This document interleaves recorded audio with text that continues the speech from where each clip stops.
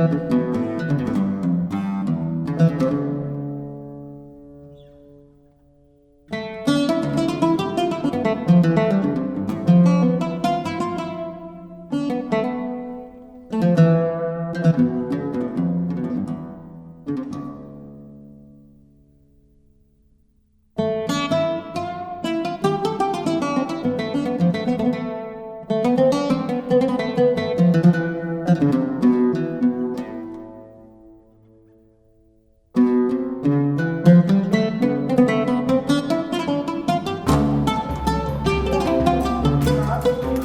Tribuners, saat ini saya sedang berada di Masjid Hunto Sultan Amai, Kota Gorontalo. Dan saat ini masjid ini merupakan masjid pertama dan tertua di Provinsi Gorontalo yang merupakan provinsi dengan julukan Serambi Madinah ini. Dan masjid ini dibangun pada tahun 1495 dan merupakan saksi sejarah pertama kali datangnya Islam ke Provinsi Gorontalo ini. Ingin tahu sejarah lebih lengkapnya? Yuk ikuti perjalanan saya kali ini. Masjid Hunto Sultan Amai adalah masjid tertua di Provinsi Gorontalo. Masjid ini dibangun pada tahun 1495 oleh Sultan Amai, pemimpin kerajaan Gorontalo yang pertama kali masuk Islam. Hunto singkatan dari Ilo Huntungo, berarti basis atau pusat perkumpulan agama Islam kala itu. Lokasi Masjid Hunto Sultan Amai berada di Kelurahan Biau, Kecamatan Kota Selatan, Kota Gorontalo. Masjid ini telah mengalami beberapa kali renovasi, namun dengan ubahan minor. Tujuannya agar gaya dan arsitektur asli masjid ini masih tetap terjaga. Assalamualaikum Pak. Waalaikumsalam warahmatullahi wabarakatuh. Pak, perkenalkan saya Dini. Saya ingin mengetahui bagaimana sejarah Masjid Hunto Sultan Amai ini, Pak. Masjid Hunto Sultan Amai telah diakui sebagai cagar budaya. Bentuk dan keasliannya tetap terjaga sampai hari ini. Bangunan utama masjid ini masih berdiri kokoh, meski ada penambahan sejumlah ruangan. Benda-benda peninggalan yang telah berusia ratusan tahun seperti mimbar khotbah, tiang-tiang utama masjid, beduk dari kayu randu, serta Al-Quran dengan tulisan tangan masih dapat dijumpai di masjid ini. Baik, Tribuners, saat ini saya sudah bersama dengan Bapak Takmirul Masjid Sultan Amai Gorontalo. Dan beliau yaitu Bapak Haji Syamsuri Kaluku. Dan langsung saja kita sapa. Assalamualaikum. Waalaikumsalam warahmatullahi Ya baik, wabarakatuh. Pak Syamsuri, bisa dijelaskan bagaimana sejarah pertama kali Masjid Hunto Sultan Amai ini dibangun, Pak? Assalamualaikum warahmatullahi wabarakatuh. Waalaikumsalam warahmatullahi wabarakatuh. Alhamdulillah, masjid ini masjid tertua di Gorontalo sebagai situs sejarah yang telah ditetapkan sebagai cagar budaya. Dibangun oleh Raja Amai pada tahun 1495, abad ke-15. Kalau kita tarik benang sejarah dengan Sunan Ampel itu setara Sunan Ampel. Sunan Ampel 1460. Nah, alhamdulillah berkat masjid ini di mana Raja Amai pada waktu itu menjadi pusat peradaban, pusat pengembangan agama Islam. Masjid ini disebut Hunto oleh Raja. Hunto artinya Ilo Hundonga. Dalam tata bahasa Gorontalo artinya pusat atau sentral atau basis. Nah, alhamdulillah dengan adanya masjid ini maka dikenal di seluruh daratan Gorontalo bahwa ada pusat pengembangan agama Islam di Biau, dalam hal ini di Kota Gorontalo. Kemudian dalam perjalanan sejarah didatangkan banyak pendakwah, penceramah dari negeri Yaman atau dikenal Hadramaut. juga ada yang dari Mekah. Mereka inilah yang membantu Raja Amai untuk menyebarkan agama Islam di Gorontalo. Dan sebelum itu tentu Gorontalo belum mengenal Islam. Mereka sudah memiliki adat budaya sendiri dengan agama animisme. Para orang tua leluhur Gorontalo, di mana mereka percaya roh-roh yang telah meninggal itu masih bersemayam di pohon-pohon yang besar, batu-batu yang besar, sehingga mereka memberi sesajian. Barangkali kayak Bali begitu. Nah, alhamdulillah Gorontalo lambat laun tahap demi tahap menjadi Islam. Itu abad ke-15. Nah, Raja Amai itu berkuasa 1495 sampai 525. Baik. Lalu Pak, kalau boleh tahu ini apa saja ini Pak bukti-bukti sejarah yang masuk ke Gorontalo dan diabadikan di masjid ini Pak? Ya. Jadi jejak daripada agama Islam, di mana masjid ini sebagai pusat peradaban, pusat pengembangan agama Islam. Seperti peninggalan Mi'raji, Maulid, Walimah dan sebagainya itu awalnya dari sini semua. Kemudian dikembangkan menjadi budaya Gorontalo. Budaya Gorontalo. Iya.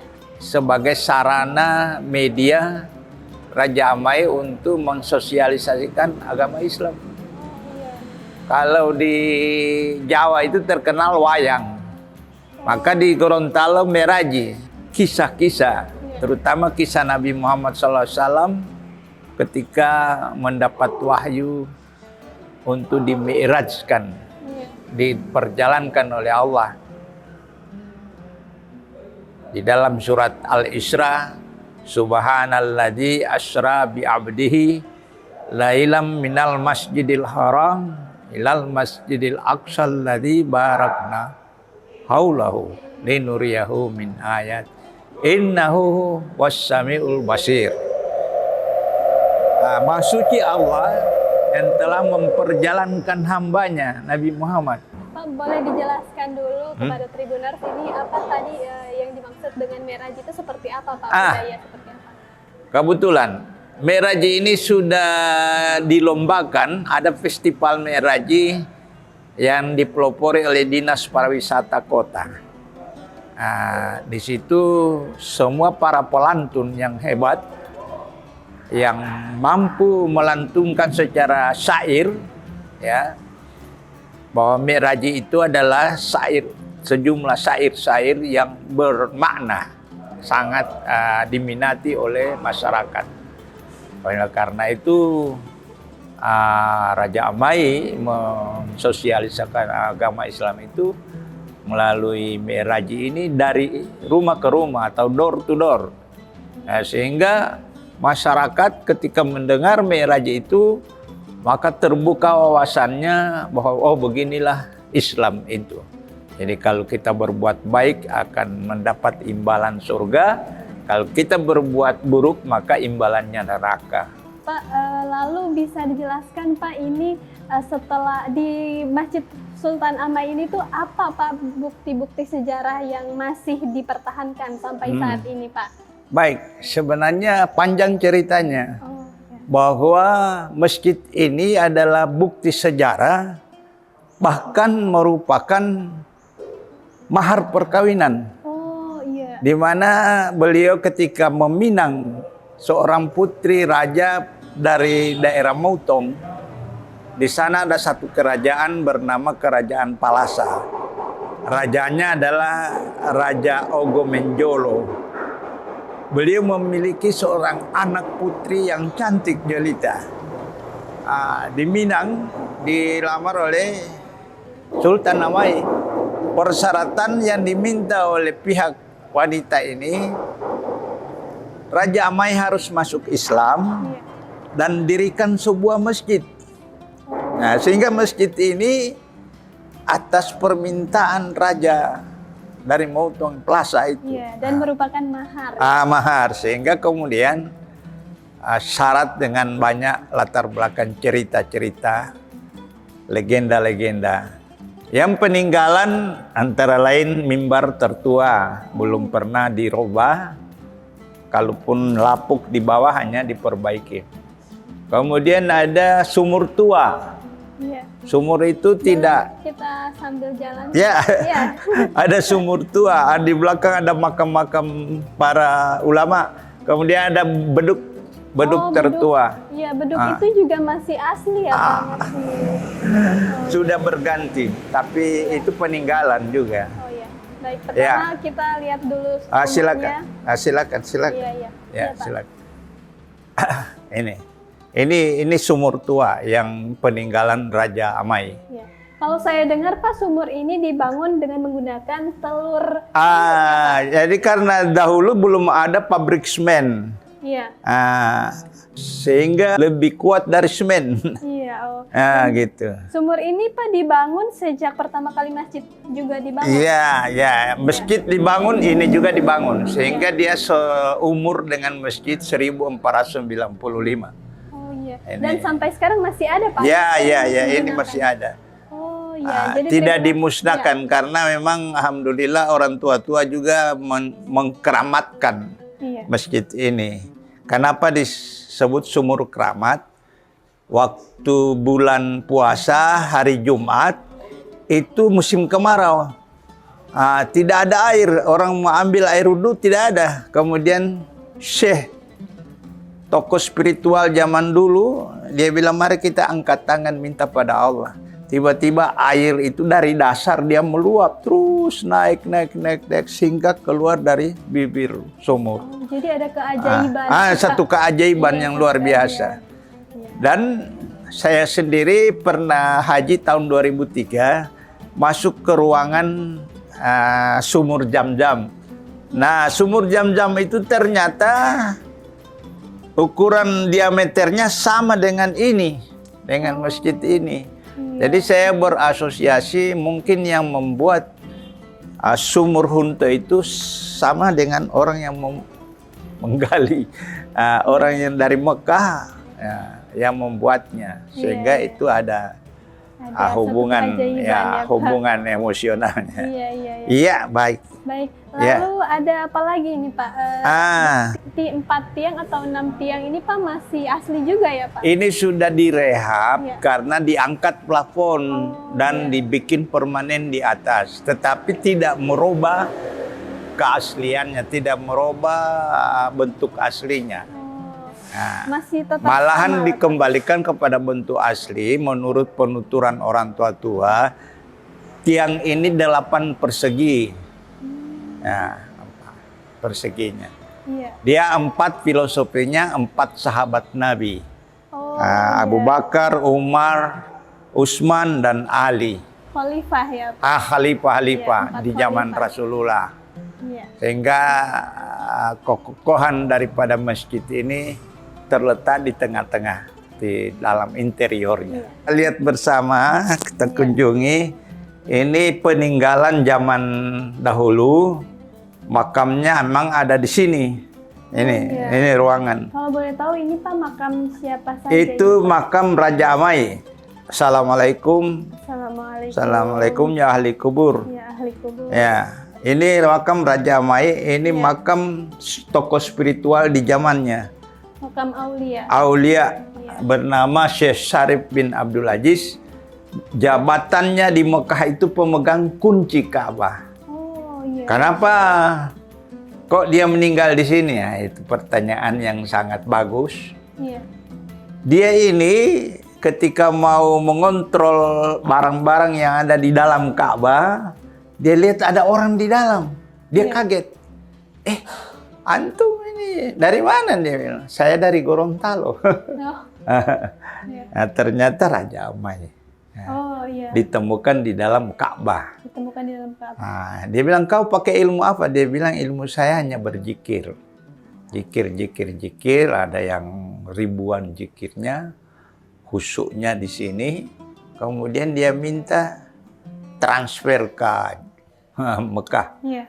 tanpa melalui kendaraan apapun, ya dengan kuasa Allah tentunya ya. Jadi ilmu itu kemudian diguru, diterima oleh Syekh ini. Syekh ini bertanya, coba ajarkan sama saya. Iya. Akhirnya beliau tiap minggu datang di sini melalui ilmu itu. Oh, seperti itu ya. Memberikan bekal materi agama Islam ya. Iya. Kemudian akhirnya beliau bertepatan meninggal di sini. Iya. Ahli waris keluarga dari beliau, Keluarga raja turunan, ada istri. Sebenarnya di ujung sana itu cuma bangun masjid. Iya. Oh, iya. Iya, yang berasal dari Mautong itu. Iya. Baik. Baik. Oke. Lalu yang sebelah itu? Itu seorang dermawan asal dari Kalimantan. Oh, Bermarga Durahim. iya. Dan yang bernama istrinya. Di sana putrinya bernama Masita. Di bawah daripada itu terdapat makam Boki Autango. Oh, Boki Autango sebagai dermawan. Tidak istri Pak Raja, istri Raja. Istri Raja. Ya, permaisuri Raja.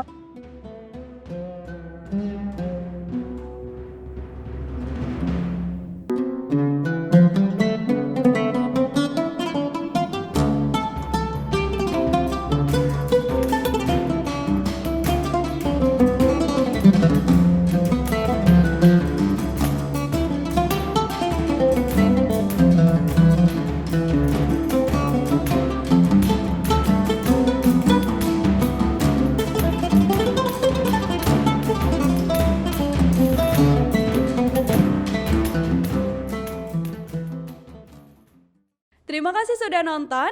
Jangan lupa like, subscribe, dan share ya.